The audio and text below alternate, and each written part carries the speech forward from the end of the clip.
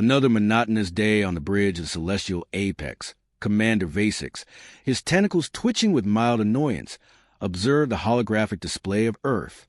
3 months spent watching the primitive bipeds drive fossil fuel vehicles and stare at their rudimentary communication devices. It was maddening. His second set of eyes blinked rapidly as Science Officer Kylo Ren entered, her crystalline exoskeleton gleaming under the bioluminescent lights. "Commander, the preliminary genetic scans are complete," Kylo said urgently. "You need to see this now." Vasix sighed, inflating his respiratory sacs. What could possibly be so important about these primitive beings to interrupt my observation of their meaningless social media? Kylo's fingers danced across the holographic interface, bringing up a complex genetic diagram. "We've detected something extraordinary in their children. Genetic markers unlike anything we've seen in our exploration of 3,000 worlds." "Fascinating," Vasix said flatly, not sounding at all fascinated. "And how does this concern our mission?" Kyla continued, her voice low. "These markers suggest potential psychic abilities, enhanced strength, and possibly even regenerative capabilities. But they're dormant, suppressed somehow. The children appear normal on the surface, but their genetic potential is absolutely unprecedented." Vasix's posture straightened. All 4 eyes now focused on the display. "You mean to tell me these primitives are carrying around genetic gold mines in their young, and they don't even know it?"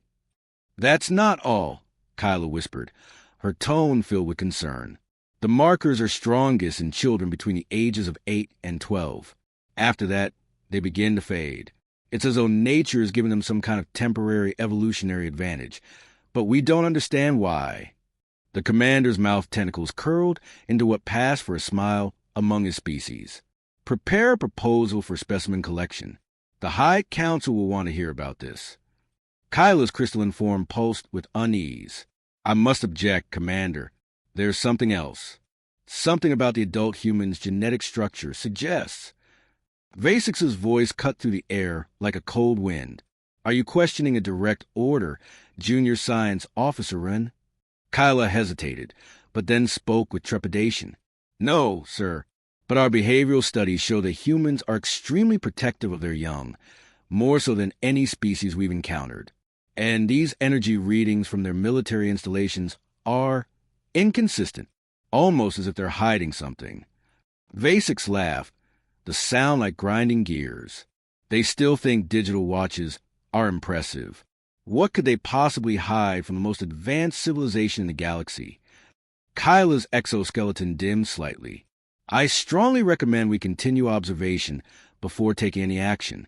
There are anomalies in the data that—" Vasix slammed a tentacle onto his command console, his voice a cold command. "We are the Galician Empire. We have harvested specimens from 1,000 worlds. These humans will be no different. Prepare the collection pods and stealth units." Kyla's voice trembled as she asked, "How many specimens do you want, sir?" 100 should be enough. Ensure the sample is diverse. The High Council loves variety in their research subjects, Vasix replied, turning back to the Earth display, already imagining his promotion. "Send the collection orders to all ships. We begin at dawn," he added. As Kyla hurried away to carry out his orders, a growing sense of unease gnawed at her. She couldn't shake the feeling that they were making a terrible mistake. The genetic markers in the adults were dormant, but they also showed signs of artificial suppression, not natural decay. But who would deliberately suppress such power, and why? Back on the bridge, Vasix continued watching Earth's rotation, dreaming of the accolades he would receive for this discovery. In his arrogance, he failed to notice the strange energy spikes emerging from military bases across the planet, or the way human satellites subtly shifted their positions. As if preparing for something, the humans were about to teach the Galician Empire a very expensive lesson about underestimating parents whose children were in danger. Stealth systems engaged, collection pods primed. "Operation status. Go," came the command from Security Chief Daxmar.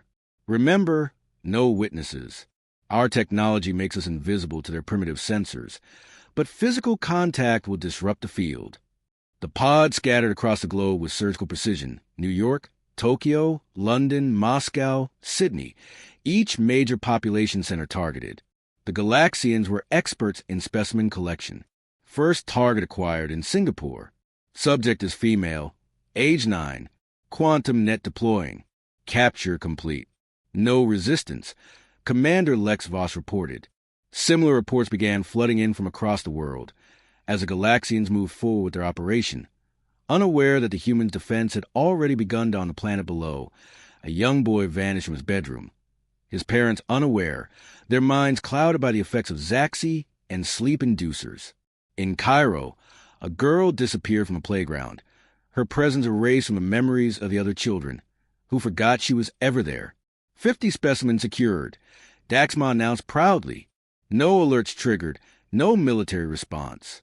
These humans are exactly as primitive as our intel suggested. Commander Vasix's tentacles wiggled in satisfaction. Ha! To think Science Officer Ring was worried.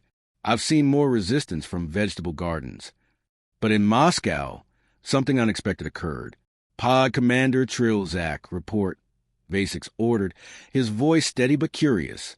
The transmission crackled with panic. The target's father, he saw me. He's looking directly at me. That's impossible. Calm yourself, Zach, Vasix commanded. Try and maintain control. Their primitive optical nerves can't possibly. He's reaching for something under his pillow, Zach cut in, his voice edging toward hysteria. Initiating emergency protocol. Before he could finish, the transmission was abruptly severed. Static filled the channel. Pod 23, status. Daxma Bart, his fingers flying across the controls. We've lost contact with the Moscow team. Vasix waved a dismissive tentacle. Minor equipment malfunction. Continue the operation. How many specimens secured now? 75 and counting, sir, Daxma replied. Brazil team reports another transmission cut in from Tokyo Control. Dax continued, his voice wavering. We have a situation. The target's mother, she's climbing the building. It's 30 stories up. How is she? The feed went dead, replaced by static. Maintain focus. Vasix bellowed. Complete the collection. We're too close to abort now. Despite the mounting anomalies, the collection continued.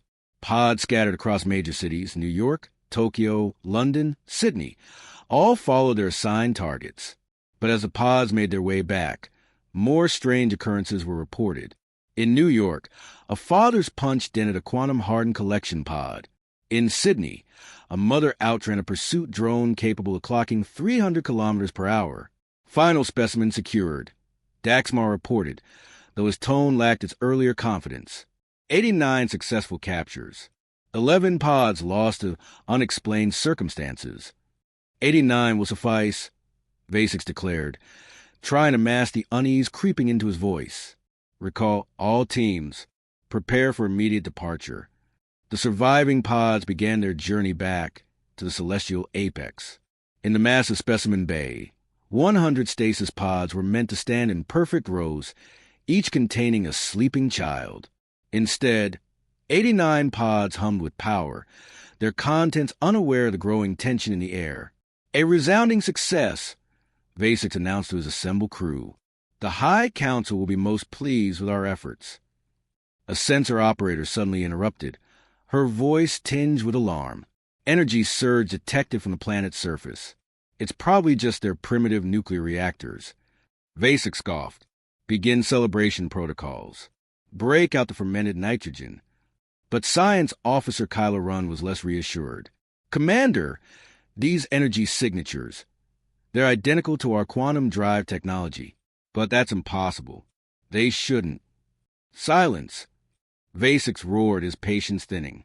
I will not have this moment ruined by your paranoia. The ship's AI cut in, its voice urgent. Warning. Multiple objects approaching at FDL velocities. Energy signatures match no known human technology profiles. Vasix laughed. No known human technology? It's probably just space debris. Their primitive sensors misidentified it. Now, as I was saying, before he could finish, the entire ship shuddered violently. In the specimen bay, Several children began to stir. Smiles spread across their sleeping faces, as if sharing a secret joke. Kyla's voice was barely a whisper. "Commander, the adult genetic markers we detected, I don't think they were naturally suppressed at all. I think they were deliberately hidden." "Preposterous." Vasek snapped. "Why would an advanced species pretend to be primitive? It makes no logical." Another impact rocked the ship. The AI's voice was laced with panic. "Hull breach detected in Section 7 to 12. Security footage shows impossible. Humans without spacesuits. They're tearing through quantum-hardened barriers with their bare hands." Vasek's smug expression finally cracked as the full weight of the situation dawned on him. Crew members screamed in panic as the impossible unfolded before them. Humans' parents were boarding a starship, traveling faster than light. How? Vasek demanded, his voice trembling. How could they possibly? "Sir," Kyla said quietly, "I tried to warn you. The genetic markers in their children weren't showing potential powers. They were showing inherited powers from their parents. Very angry, very powerful, very advanced parents, who are now here to collect their kids." The last thing Commander Vasek saw before the bridge doors blew inward was a group of humans, their eyes glowing with barely contained energy. Leading them was what appeared to be an extremely annoyed mother's yoga group. "They don't look primitive anymore," one of the crew members muttered. "Why are they smiling?" Security Officer THX Venn asked nervously, watching the specimen containment feeds. "They're in stasis. They shouldn't be able to smile." The 89 children floated in their stasis pods, each wearing an identical knowing grin. Several were giggling in their sleep, despite the fact that the stasis field should have rendered them completely unconscious. "Run a full diagnostic on the stasis systems," ordered Kyla. "And someone, please explain why Specimen 42 keeps singing Baby Shark despite being in complete neural lockdown in the primary observation chamber." Commander Vasek paced anxiously on the bridge, his four eyes fixed on the massive view screen, showing Earth below. "Report status of planetary surveillance." "That's the problem, sir," Communications Officer Yelbra stammered. "We've lost all signals from the surface. Every satellite, every broadcast, every transmission just gone." The entire planet had gone dark. "Impossible," Vasek muttered, his voice trailing off as he noticed something strange. "Why is Specimen 23 waving at me through the security feed?" The camera showed a young boy, supposedly in deep stasis, cheerfully waving directly at the commander. When their eyes met, the child's grin widened and he mouthed two words. "Hi, dummy." "Sir," Yelbra's voice cracked with panic. "Scout ships 3 and 7 just vanished. Their quantum signatures simply winked out. Magnify their last known positions," Vasek ordered. Try and keep the tremor from his voice. The screen showed empty space where the 2 advanced Galician scout ships should have been. As they watched, Scout Ship 4 disappeared just as suddenly. No explosion, no debris, just gone. "Commander!" Kylerin approached cautiously, her crystalline form pulsing with anxiety. "The children's brain activity, it's synchronized. All 89 of them. They appear to be communicating." "That's absurd." Vasek snapped. "The stasis fields prevent any form of... Want to play a game?" The words echoed to the ship's communication system, spoken by 89 young voices in perfect unison. In their pods, the children continued sleeping, still wearing those unsettling smiles. Security Chief Daxma burst onto the bridge, his exoskeleton covered in stress fractures. "Sir, the specimen bay, the children are..." "They're what?" Vasek asked, alarm rising in his voice. Dax gestured wildly at the security feed. "They're having a tea party. They're in stasis pods. They can't possibly..." But the screen showed the children's stasis pods, which had somehow rearranged themselves into a circle. Several of the kids were holding imaginary teacups, their pinky fingers raised daintily as they pretended to sip. "Oh, would you like some tea, Commander?" The children's voices echoed to the ship again, dripping with innocent mischief, sarcasm. "Our parents make the best tea," the children chirped with glee. "They'll be here soon to share some." Crew members began abandoning their posts, their logical Zon minds unable to process what they were witnessing. In the medical bay, Dr. Zen screamed as her instruments repeatedly showed that the children were simultaneously conscious and unconscious, alive and dead, here and not here. Sir, Kyla's voice shook as she studied her readings. Remember those genetic markers we detected? They're activating all of them at once. The children's synchronized voices filled the ship again. Ready or not, here they come. Through the view screen, the crew watched in horror as Earth's surface began to glow. Not with the radioactive fire of primitive nuclear weapons, but with the unmistakable shimmer of quantum shielding deactivating. The entire planet had been wrapped in advanced cloaking technology, hiding what was really there. "Commander," Yelbra whispered, "I'm detecting thousands of quantum signatures emerging from Earth's surface. Their energy readings, they're higher than our own ships." "That's not possible," Vasix insisted, though his tentacles were trembling. "They're primitives. We saw them. Their technology, their society, it was a really good act." The children chorused cheerfully, their voices dripping with innocent mischief. "Did you like our performance?" "Mom says I'm getting better at pretending to be normal." The sound of their playful giggles filled the ship, an innocent melody that seemed to mock the gravity of the situation. The Zion Empire's most formidable warship, the Celestial Apex, was on a mission, one that was supposed to be routine, simple. They had been sent to Earth to collect children from a primitive species for research purposes. It seemed like an easy task. The Zion commanders had studied the human race for years and concluded that Earth's technology was vastly underdeveloped. Earth would be easy picking. But the Zion commanders had no idea what they were truly dealing with. The deck beneath their feet began to vibrate, a low hum that soon grew into a violent tremor. Something massive, something far beyond their expectations, locked onto the hull of the Celestial Apex. The ship shook as though it were a toy in the grip of a giant. Through the ship's windows, the crew could see Earth's true face emerging from behind a quantum disguise that had hidden it for centuries. Gone were the primitive satellites, the chemical rockets, the crude technologies they had observed from afar. In their place, vast, complex defense platforms began to materialize. Massive ships and high-tech weapon systems surged from their hiding places in oceans, beneath mountain ranges, and even from within suburban backyards. "Commander," Kyla whispered, her voice shaking with disbelief, "I believe we may have just provoked the most advanced military force in the galaxy by stealing their children." "Tea's over," the children announced gleefully, oblivious to the impending disaster. "Here comes a real party." The sound of the children's laughter echoed through the ship's intercom system, their voices simultaneously cute and terrifying. "Battle stations. Battle stations. This is not a drill." Vasix screamed, his voice cracking with panic. He could hardly believe what he was seeing. Earth's transformation was unfolding before his eyes in real time. Launch defensive drones. Power up the quantum shields. Someone shut off that infernal Baby Shark song. The children's voices still echoed through the speakers, gleefully singing Earth's most notorious psychological weapon. "Do-do-do-do-do-do. Tactical officer," Ria XX shouted, her hands flying across the console. Their military response, it's beautiful. Their formations, their coordination. This isn't possible for a species we thought was primitive. The crew stared in shock as a view screen revealed a horrifying truth. They had missed something enormous. Seamless squadrons of quantum drive fighters emerged from hidden bases beneath Earth's oceans. Enormous carriers materialized from mountains that had been hiding sophisticated holograms. Even the asteroid belt, which they had thought was simply a field of space debris, was revealed to be a massive network of defense platforms, all connected, all active. The sheer scale of Earth's hidden military capability sent a cold wave of terror over the crew.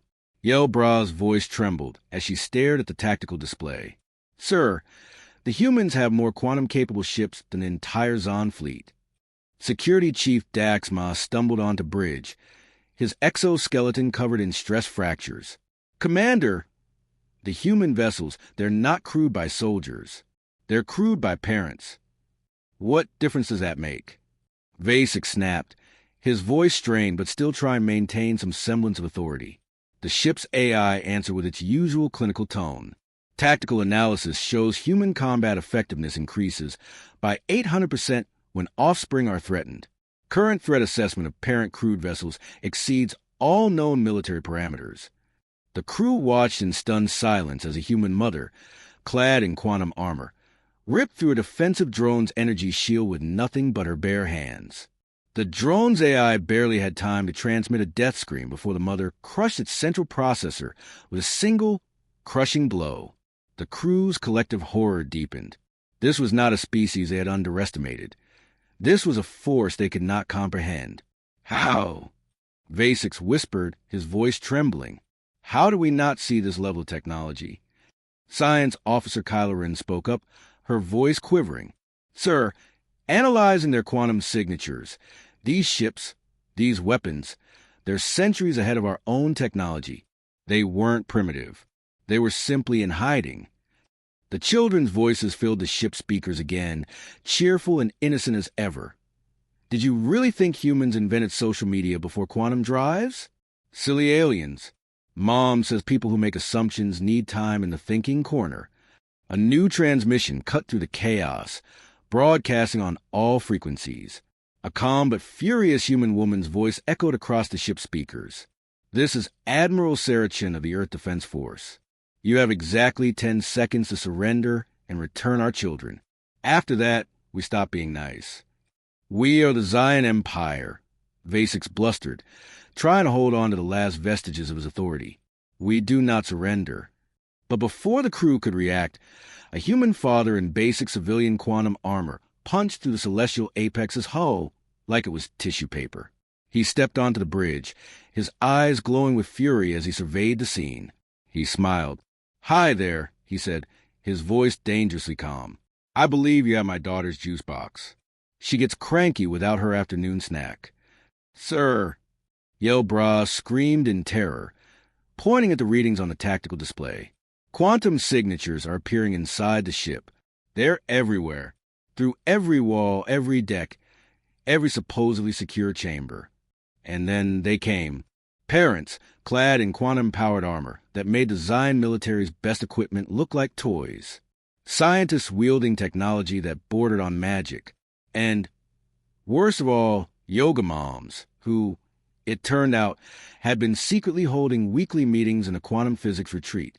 These were no ordinary civilians. Vasix snapped. Order an emergency quantum jump.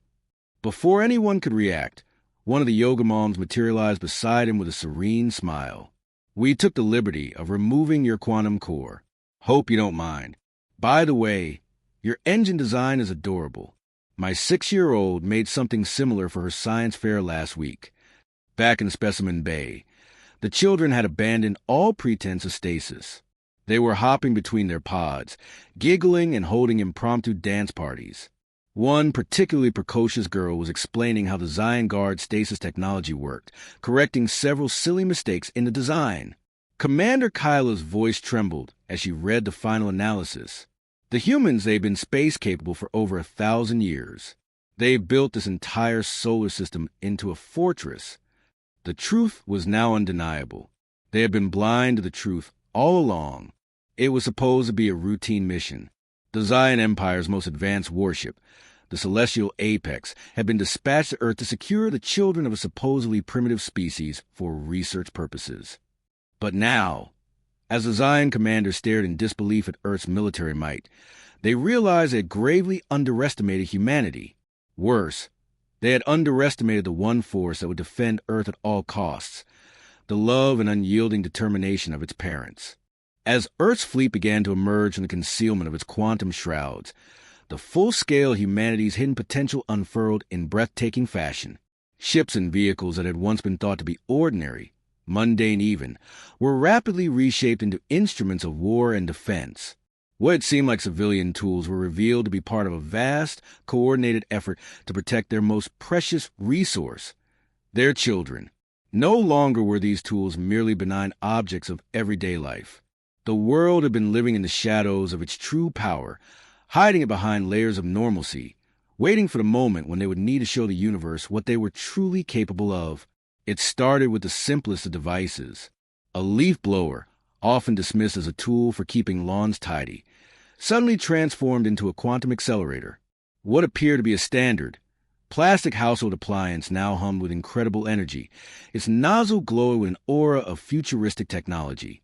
The air was crackling as the leaf blower was converted into a projectile weapon, firing pulses of concentrated energy that shattered enemy shield with ease. The humans had not just been hiding technology. They had been hiding ingenuity, waiting for a day when it would be called upon for something far greater than the pursuit of convenience. Then, there was a dad in gardening overalls. To any outsider, he might have looked like just another suburban father, taking a brief break from tending to his flowers to check on his tools. But as the Zion Empire's most elite warships bore down on Earth, this seemingly simple man walked with an air of quiet confidence, his hands moving with the ease of someone who had long mastered the art of creation and destruction in equal measure. Without a second thought, he sauntered up to the nearest Zion weapons array, his overalls covered in soil and grass stains. In a move that should have been impossible, he disabled the array with a flick of his wrist, as if he were simply tightening a loose screw. The sheer audacity of it was staggering. He didn't need a weapon of mass destruction or a fleet of starships. All he needed was a steady hand and the will to protect what he loved most in the universe. It became increasingly clear that the fight was no longer about technology. It wasn't about advanced weaponry, superior intelligence, or the might of a militarized empire. No, this battle was about something far more primal, more powerful, the bond between a parent and their child. That was the secret humanity had hidden so well, the force they had been quietly honing for millennia. The love of a parent for their child was not something that could be measured in numbers or understood by advanced algorithms. It was something beyond calculation, beyond reason, and far beyond the cold calculations of an empire bent on conquest. And as the battle reached its climax, a singular figure emerged, standing firm amidst the chaos. Admiral Sarah Chun, clad in her shimmering quantum armor, stood tall before Vasix, the once proud commander of the Zion Empire's most fearsome warship, the celestial apex. Her presence was commanding, her every movement exuding calm confidence. As the battle raged on, she stared down at the trembling alien commander with an unflinching gaze. "You've learned your lesson, I hope." Admiral Chen's voice was cool, measured, almost serene. Yet beneath her calm exterior was the weight of a power that was not to be trifled with. The Zion commander, humiliated and broken by the sheer force of humanity's unexpected resistance, could do nothing but nod weakly. The terror that gripped him was not just the overwhelming power of Earth's weapons. It was the realization that he had been fighting something far more significant than just military technology. Admiral Chen leaned in slightly, her voice dropping to a soft, almost conversational tone, but with an authority that was unmistakable. "When your species discovered quantum technology," she began, her words deliberate and full of weight, "you used it to build weapons, to conquer, to dominate. But when we discovered it, we chose a different path. We didn't use it to destroy or to control. We used it to protect, to build safer playgrounds for our children, better car seats for our infants, more efficient ways to heat baby bottles for our families. We didn't want anyone to know what we could do, because the universe is full of empires that turn every discovery into a weapon. We chose to protect our children instead." Her words were not just a declaration.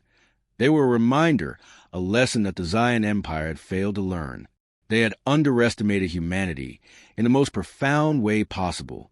While they had built weapons, Earth had built homes, communities, and, most importantly, families, and that, it turned out, was a strength they could not overcome. As the Zion commander stumbled back into the ship's control center, their faces pale and their hands shaking, Earth's children were being reunited with their families. The reunion was a sight to behold.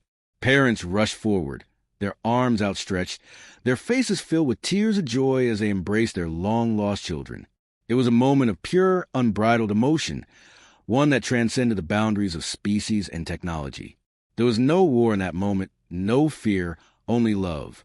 The humans had won, not through sheer force of arms, but through the simple, unshakable love they held for the next generation. The ship that had once been a symbol of Zion military might, the celestial apex, had been transformed. It was no longer a warship. It had been converted into a classroom, a place of learning and reflection. The once fearsome commanders, who had ruled with terror and technology, now found themselves seated at tiny desks, their posture awkward and uncomfortable as they faced a new reality. The classroom was simple but powerful, a stark reminder of the most important lesson the universe could ever learn. A sign above the door read, "No one takes our kids." At the front of the room stood Mrs. Patterson, the unassuming school crossing guard, her quantum-powered glasses resting on the bridge of her nose. She was the embodiment of Earth's quiet power, smiling warmly as she adjusted her glasses that were secretly quantum targeting systems. She had a gentle, reassuring presence, but in that moment, there was no mistaking the strength she possessed. "Now," Mrs. Patterson said with a sweet smile, "let's talk about respecting other people's children, shall we?" Her voice was calm, but her words carried the weight of an entire species' collective strength. She had been fighting this battle for years, and now, she was going to make sure everyone understood the stakes. The final bell rang, signaling the end of the lesson. The Zion Empire's most advanced warship had been dismantled, reconfigured into an intergalactic teaching facility. The once proud crew, who had believed themselves to be invincible, now found themselves struggling with the most mundane of tasks, opening a juice box. They had come to Earth expecting to conquer, to enslave, to take what they wanted. Instead, they had been taught a humbling lesson in empathy, in protection, and in the indomitable strength of love. And as the Zion Empire limped back to its distant homeworld, its fleet scattered and demoralized, Earth returned to its quiet, unassuming existence. The parents of Earth, having demonstrated their willingness to fight for their children, returned to their daily lives, disguised as ordinary citizens. They would continue to protect their children, to raise them, and to prepare for the next time someone might try to mess with them. Because, as every galactic empire would soon learn, there was no force stronger than the love a parent has for their child. And just in case anyone had forgotten, the PDA meetings were still classified as highly sensitive operations. The lesson had been learned, but the humans knew better than to rest on their laurels. The universe was a vast and dangerous place, and while Earth may have appeared quiet and unassuming, it was far more formidable than anyone had ever imagined, and the parents of Earth were ready for whatever came next.